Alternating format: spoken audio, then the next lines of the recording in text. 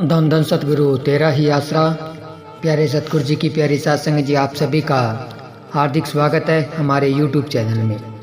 तो हम आज आप सभी के लिए रूहानियत से भरे हुए रूहानी वचन लेकर आए हैं। सभी साथ संगत ने इस वीडियो को पूरा देखना है। सभी साथ संगत के आगे हाथ जोड़कर विनती है कि साथ साथ सुमरन भी जरूर करना है जी। धन धन सतगुरु तेरा ही आसरा। प्रेम कोई सोखा नहीं, हर कोई निभा एनु देवे।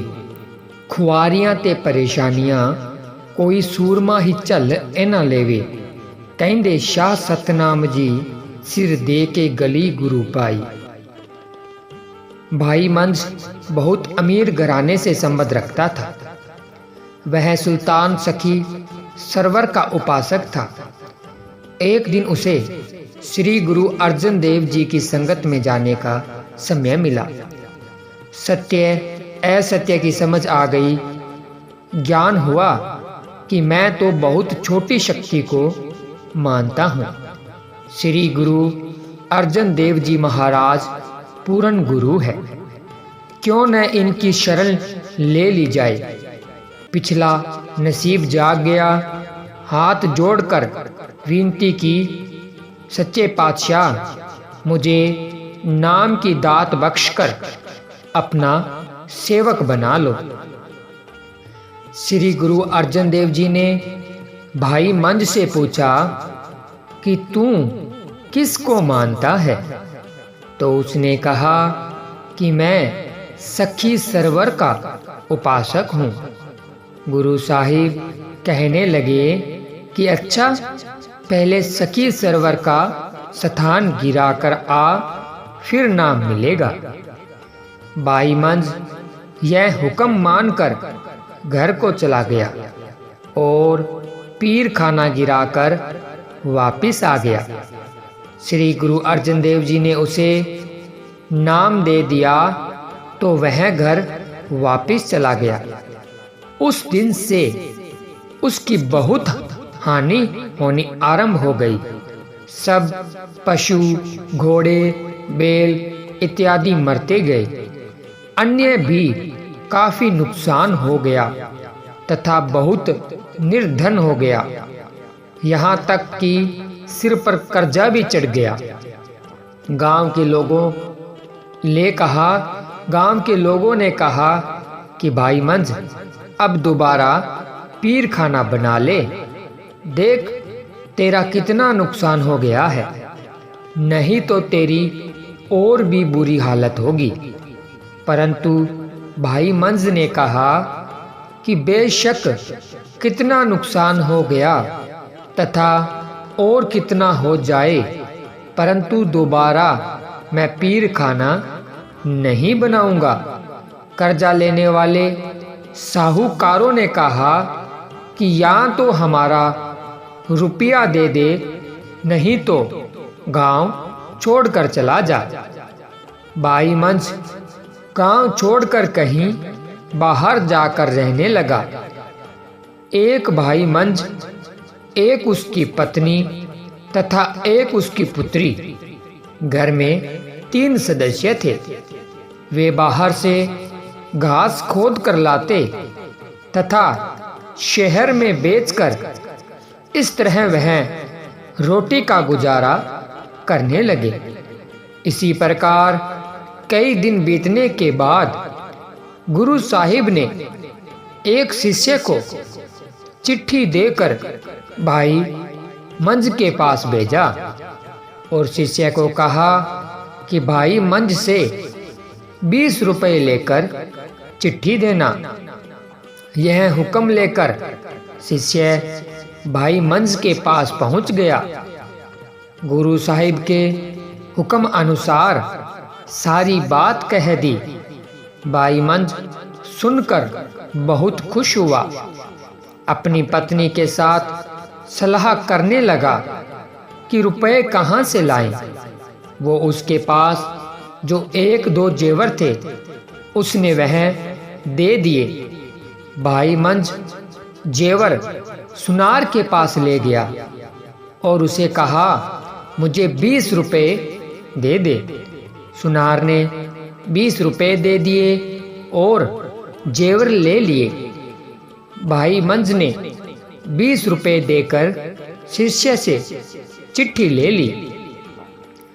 कभी चिट्ठी को छाती से लगाता, कभी माथे से लगाता, कभी चूमता और शुक्र करता कि हे सतगुरु, मेरे जैसे नाचीज को भी आपने अपने दिल में जगह दे रखी है। इसी प्रकार कुछ समय और बीत गया। पहले की तरह साहिब ने एक शिष्य को चिट्ठी दी, देकर फिर भेजा तथा इस चिट्ठी की भेंट 25 रुपए थी।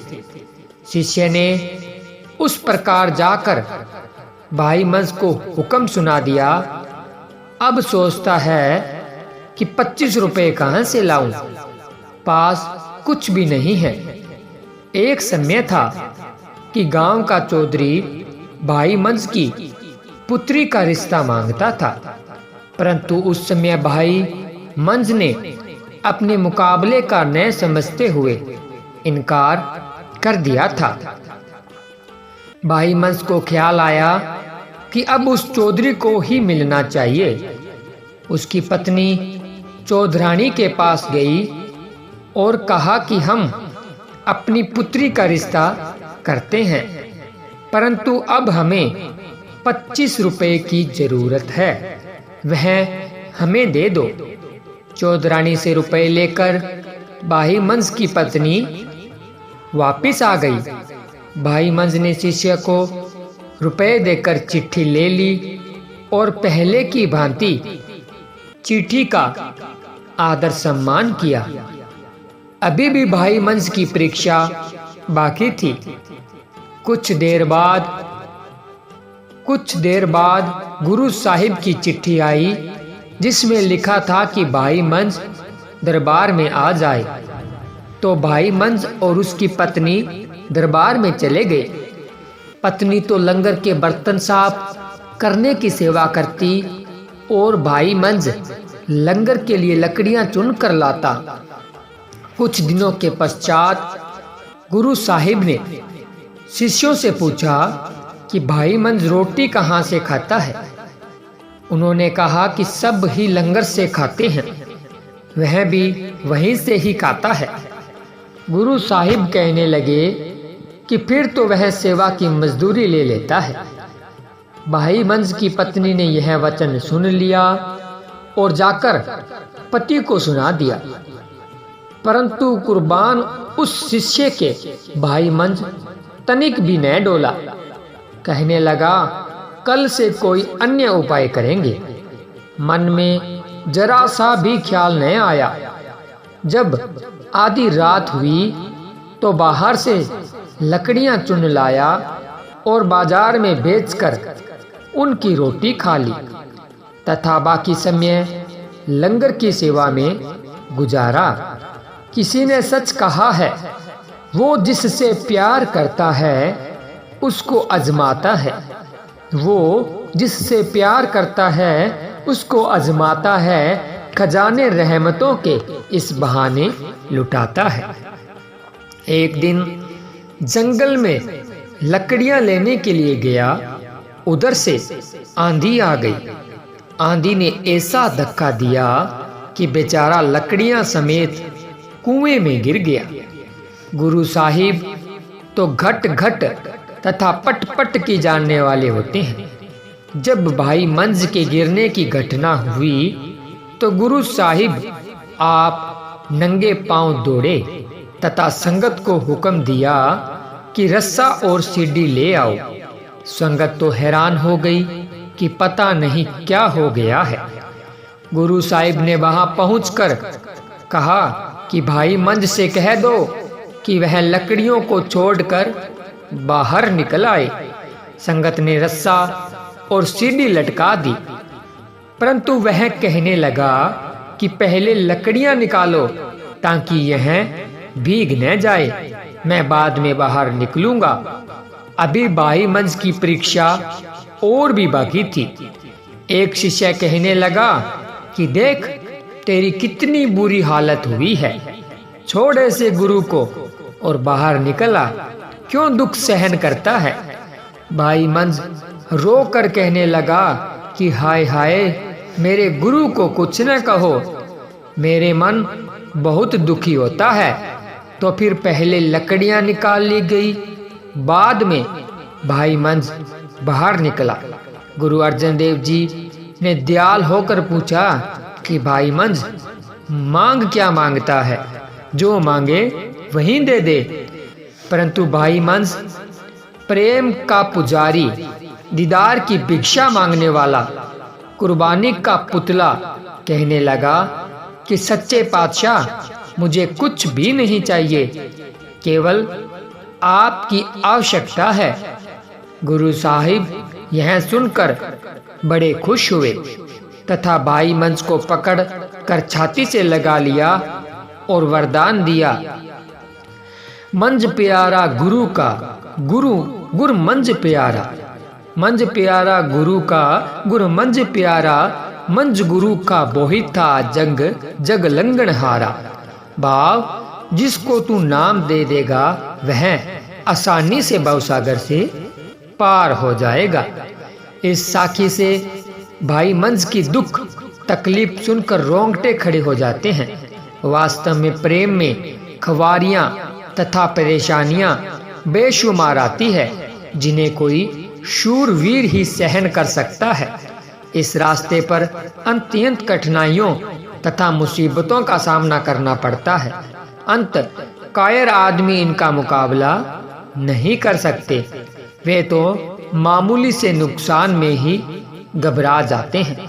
फिर सिर का सौदा करना तो एक तरफ रहा, इस रास्ते पर तो जान चुपचाप अपने प्रीतम के हवाले करनी पड़ती है।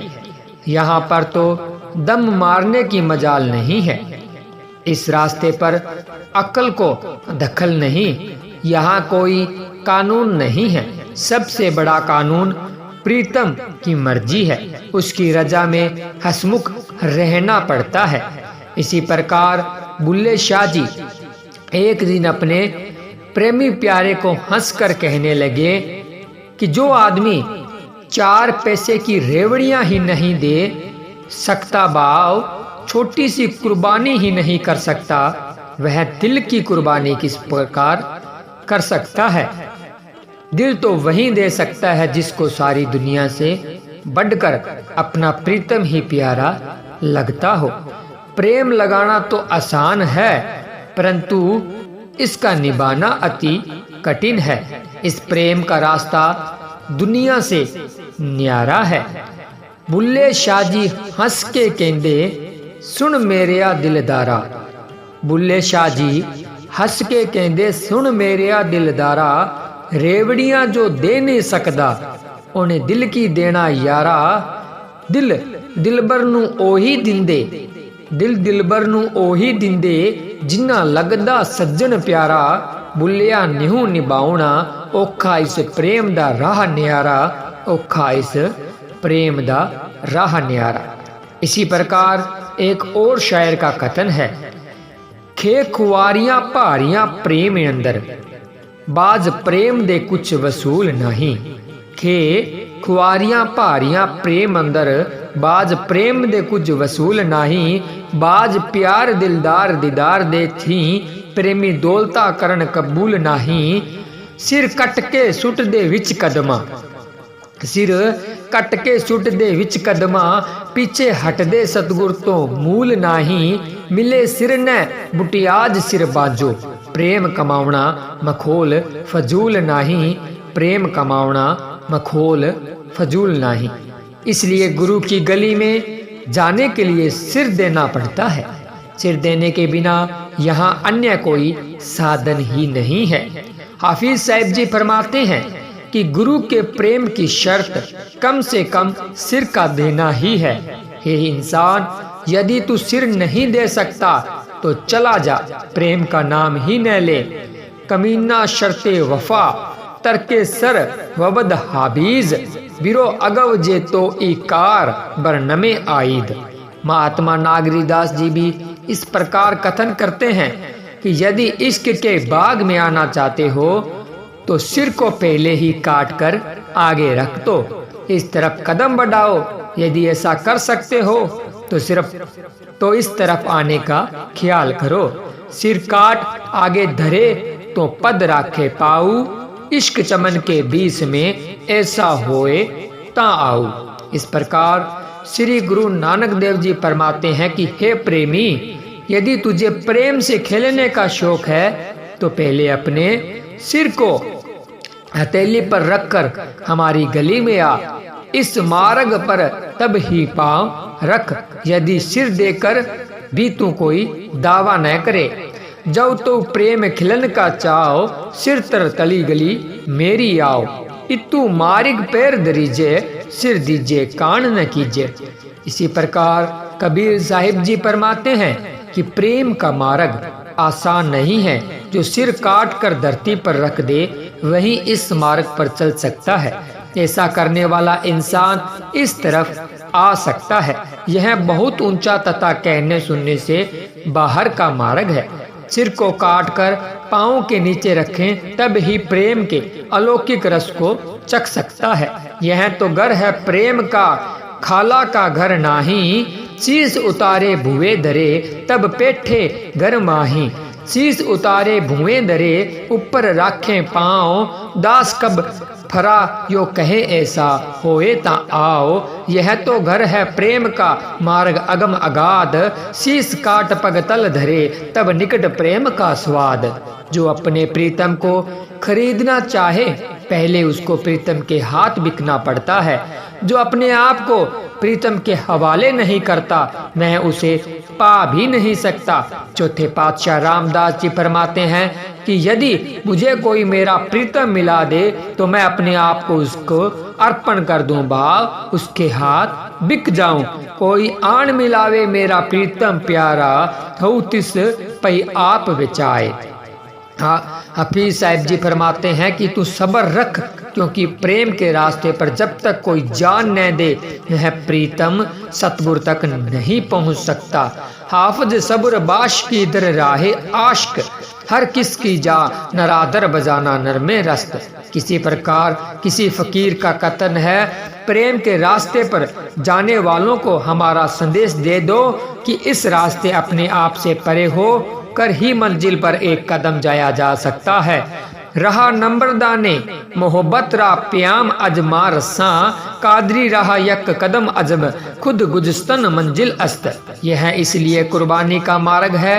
जिस प्रकार प्रेम बिना इंसान होता है, इसी प्रकार प्रेम कुर्बानी के बिना होता है। इस प्रेम के मार्ग पर जाने के लिए सिर की कुर्बानी देनी पड़ती है। इसके बिना यहाँ अन्य कोई भी साधन सफल नहीं हो सकता।